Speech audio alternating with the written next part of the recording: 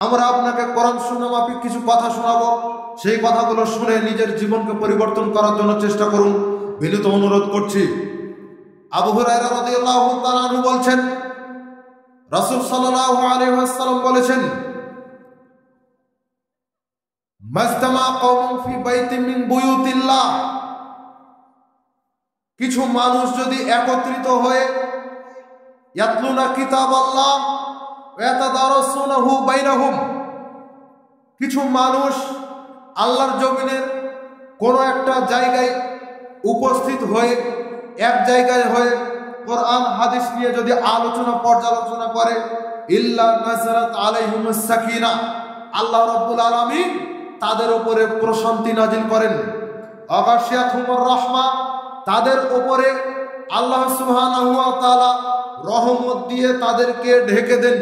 ওয়া হাফাতুহুল মালায়েকা, পুরো মাজলিসটাকে আল্লাহ সুবহানাহু ওয়া তাআলা ফেরেশতা দিয়ে ঘিরে দেন। ফেরেশতারা, কিছু ফেরেশতা নির্ধারিত রয়েছে যে সমস্ত ফেরেশতারা শুধু মাজলিসই খুঁজে বেড়ায়, এই সমস্ত মাজলিস পেলে তারা পুরো মাজলিসটাকে ঘিরে নেয়। সম্মানিত উপস্থিতি, এই মাজলিসগুলো পেলে ফেরেশতারা খুশি হয়, কিন্তু আজকের সমাজে এই ধরনের সম্মেলনগুলো পেলে আমাদের কিছু ভাই তারা খুশি না হয়ে আবার এই সম্মেলনগুলোকে বন্ধ করার জন্য চেষ্টা করে। লক্ষ্য করে দেখুন, আল্লাহ সুবহানাহু ওয়া তাআলার ফেরেশতারা খুশি হয় এই সমস্ত মাজলিস পেয়ে। আমরা যে হাদিস বলছি, এই হাদিস রয়েছে সহিহ মুসলিমের মধ্যে 2699 নম্বর হাদিস, মিশকাতের মধ্যে রয়েছে 204 নম্বর হাদিস। এই হাদিসের আরেক অংশ রয়েছে, আমরা যেখান থেকে হাদিস বলা শুরু করলাম তার পূর্বে রয়েছে, মান সালাকা তরিকান ইয়ালতামিসু ফিহি ইলমান, অপর বর্ণনা রয়েছে, মান সালাকা তরিকান ইয়াতলুবু ফিহি ইলমান সাহালাল্লাহু লাহু তরিকান ইলাল জান্নাহ। কোন ব্যক্তি যদি আল্লাহ সুবহানাহু ওয়া তাআলা সম্পর্কে জানার জন্য, রাসূল সম্পর্কে জানার জন্য, কিয়ামত সম্পর্কে জানার জন্য, কবর, হাসর, জান্নাত, জাহান্নাম সম্পর্কে জানার জন্য, অর্থাৎ জ্ঞান অর্জনের জন্য যদি পথ চলে, আল্লাহ সুবহানাহু ওয়া তাআলা তার জন্য জান্নাতের পথকে সহজ করে দেন। আল্লাহ জান্নাতের পথ সহজ করেন কার জন্য? যে বিছানায় শুয়ে আছে তার জন্য, যে বাজারে অবস্থান করছে তার জন্য।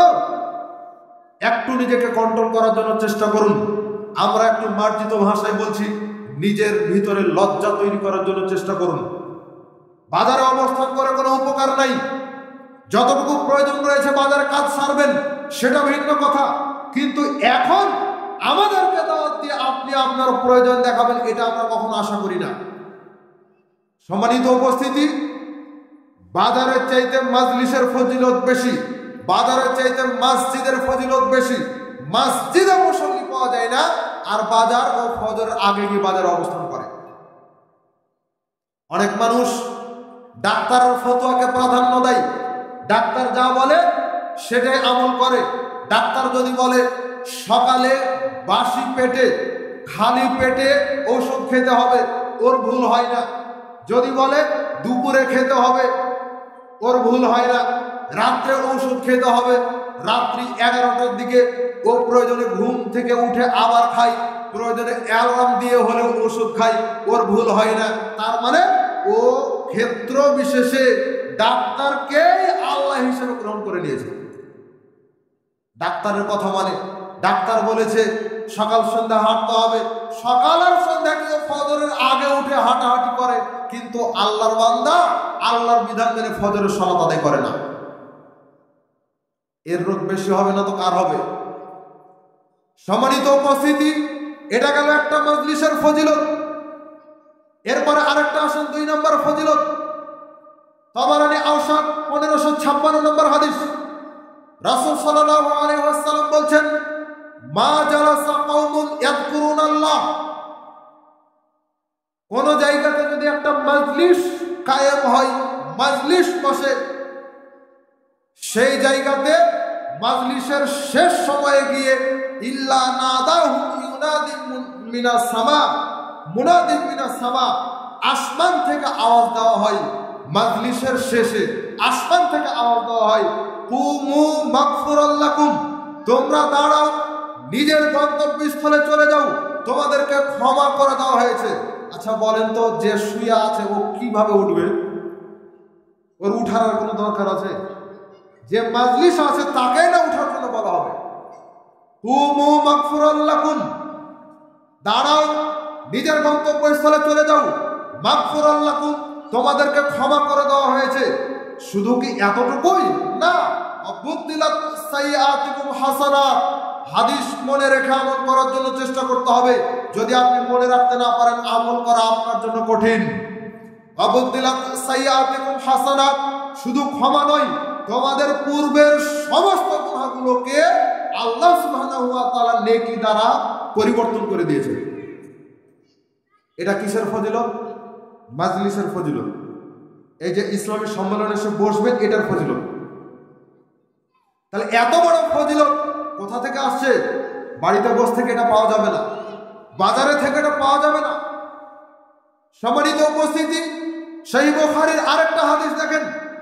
রাসূলুল্লাহ সাল্লাল্লাহু আলাইহি ওয়াসাল্লাম বলছেন, আল্লাহ সুবহানাহু ওয়া তাআলার একদল ফেরেশতা রয়েছে যারা গোটা পৃথিবীতে এই ধরনের মাজলিস খুঁজে বেড়ায়।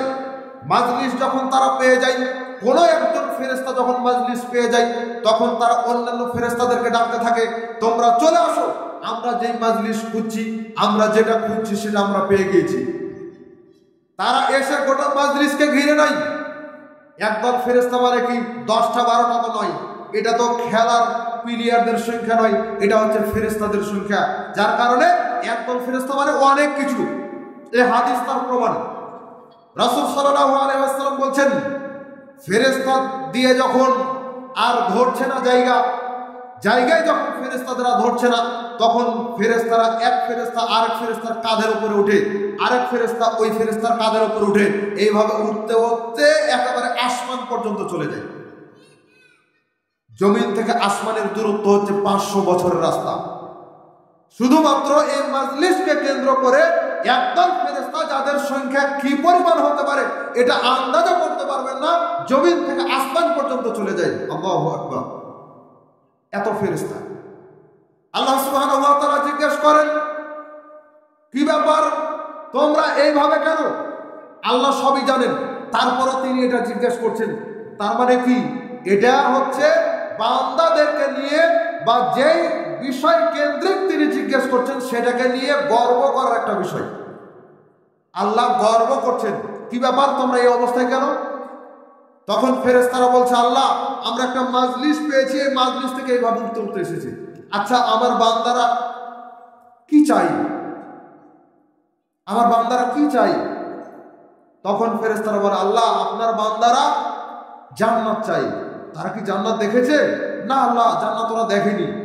তো জান্নাত যে ওরা দেখেনি, তারপর ওরা জান্নাত চাচ্ছে। যদি দেখতো তাহলে কি হতো? তো যদি তারা দেখতো তাহলে আরো বেশি বেশি চাইতো। মাজলিসে তো বসেন, উপকার কিছু আছে। আচ্ছা তারা কি কোনো কিছু থেকে আশ্রয় চাই? ফেরেশতারা বলে, আল্লাহ তারা আপনার জাহান্নাম থেকে আশ্রয় চাই। এবার আল্লাহ বলছেন, তারা কি আমার জাহান্নাম দেখেছে? বলছে না আল্লাহ, ওরা তো আপনার জাহান্নাম দেখেনি। আচ্ছা যদি দেখতো তাহলে কি হতো?